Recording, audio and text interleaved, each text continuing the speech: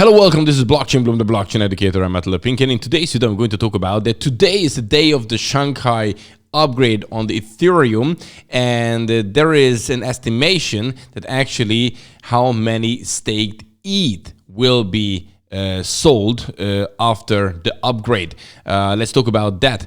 Then we have the IMF saying that the banking crisis actually boosts risk for the world economy, and we have the United States losing its edge in crypto. Guys, all this in today's video. Don't forget, every single day I put a couple of videos here, short videos, long videos on this channel to keep you up to date. So if that's important for you, then definitely subscribe and hit the like button if you like this kind of content. So let's start it.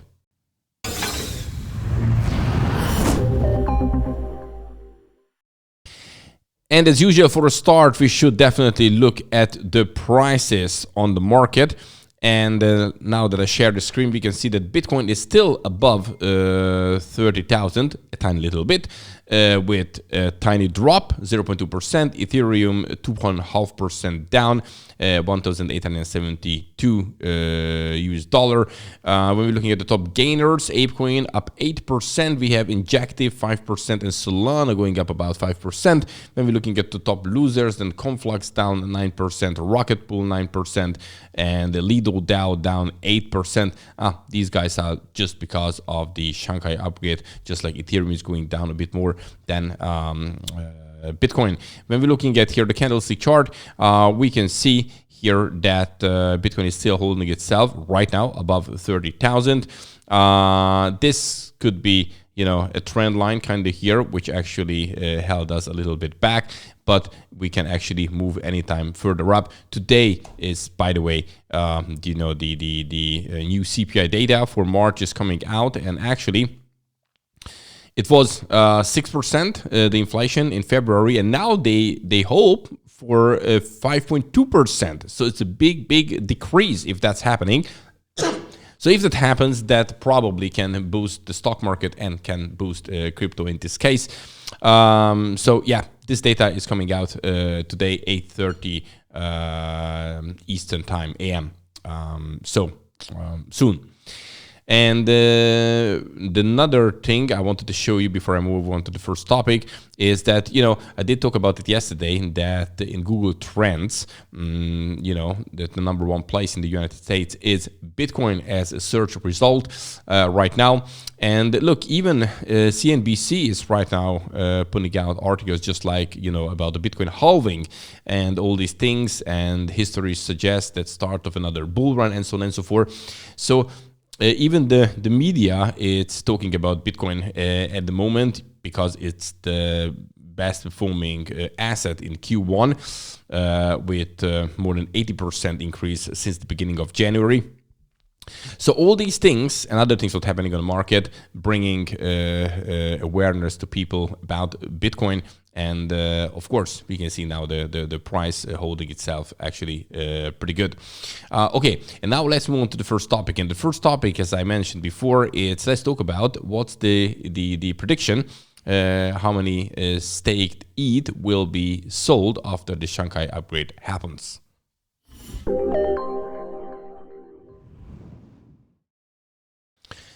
So the Shanghai upgrade, the long-awaited one, after you can actually unstake your ETH, it's happening today on the 12th of April. Hopefully everything will go smoothly. And according to this article and according to Glassnode, actually, less than 1% of staked ETH estimated to sell after this upgrade. So this analytic firm backed up its prediction, stating that only 253 validators have signed up a fully exit their staked Ether position.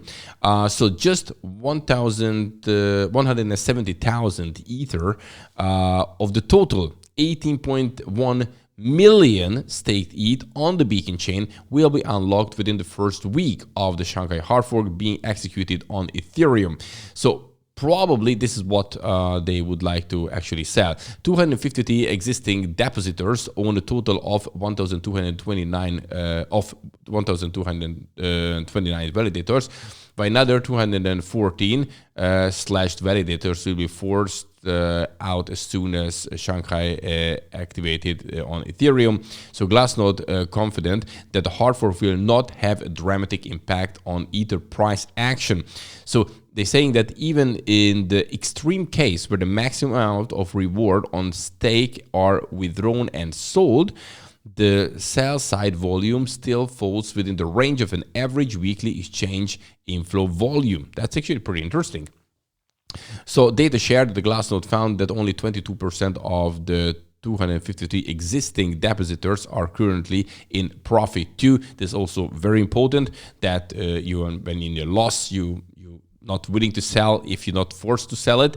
So yeah, this article and the data goes on and on and on. We're going to find out pretty soon, but now they're saying that a lot of things are priced in, and actually there won't be a heavy dump when it comes to staked ETH now that they can unstake it after the Shanghai hard fork. So interesting, but so we're going to see it soon. And by the way, when we're just looking at this data, we have this 18 million ETH, which is staked.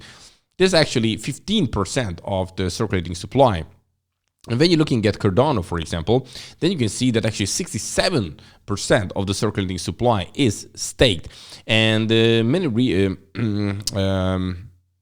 investors, put it this way, didn't stake ETH because they were worried how they can unstake it. But guess what? After they would like to invest in ETH, they think, okay, why not to stake it? Because this is like an extra, chips what I'm leaving on the table if I'm not doing it.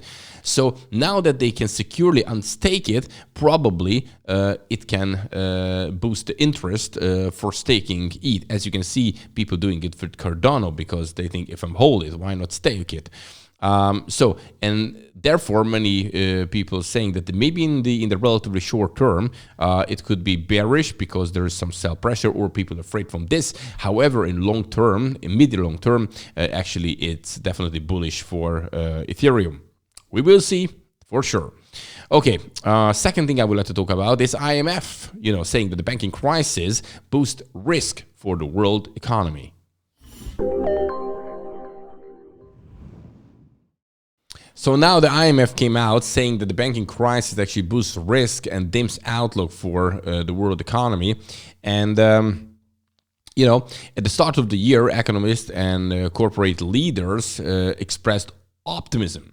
The global economy growth might not slow down as much as they feared. Positive developments, including China reopening, signs of resilience in Europe, and falling energy prices. So that all looked pretty good.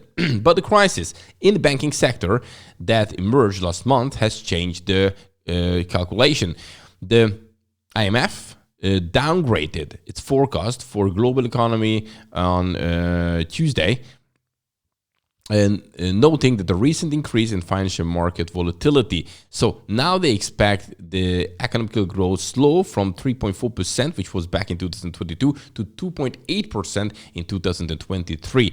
Already, because of the global economy was, having problem with the persistent inflation, the rapid rise in interest rate, to fight it,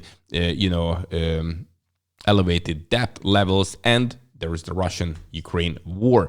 And now concerns about the health of the banking industry join the list, which makes it even more shaky, more risky. So this is definitely not good, and showing that the economy, in this case, is just getting weaker and weaker, what we're having right now. Well, that's the case.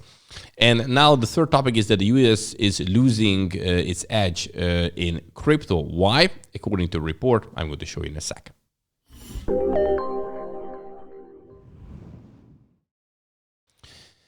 Okay, so according to a fresh report, the United States is losing its edge in crypto, but let's discuss it why. So, the A16Z investment firm warns that the rapid rise in regulatory action are a threat to American innovation. And when we zoom in a little bit, here we can see that as the regulatory climate surrounding crypto continues to heat up in the US, a report released by A16Z on Tuesday linked the steady stream of enforcement action and court cases to a decline in America's leadership in the digital asset space. For example, so while the country was home to nearly 40% of crypto developers back in 2018, this number went down to 30%. Then we have portion of traffic to crypto-related websites from users based in the United States declined for the third year. Back in 2019 was this 23%, which is now 15%. Then banning new businesses, models, or technology undermines American values and drives innovation and jobs elsewhere, according to the report. So we have these strict regulations coming from the SEC, not making the crypto companies a nice place to stay, and actually many of them thinking about other alternatives, moving to other countries rather than staying in the US, and therefore actually they with this actions they actually threat American innovation in this crypto area. What do you think about this? Actually, you can always let me know things in the comment section. I'm happy to look at it and let's discuss it. And well, guys, that's it for today. I'm coming back tomorrow as usual with a long video, but of course I'm going to put up short videos as usual, as I put a couple of videos every day on this channel to keep you up to date. So if that's important, you would like to get fresh info about blockchain, crypto, economy, all these kind of things, because they closely relate to each other, then definitely subscribe to this YouTube channel. Subscribe button. Oh, that's it, what you have to do. And then you're getting the notifications as soon as a new video is out. Hit the like button, by the way, if you like this kind of content. See you in the next video. Have a good one. Bye-bye.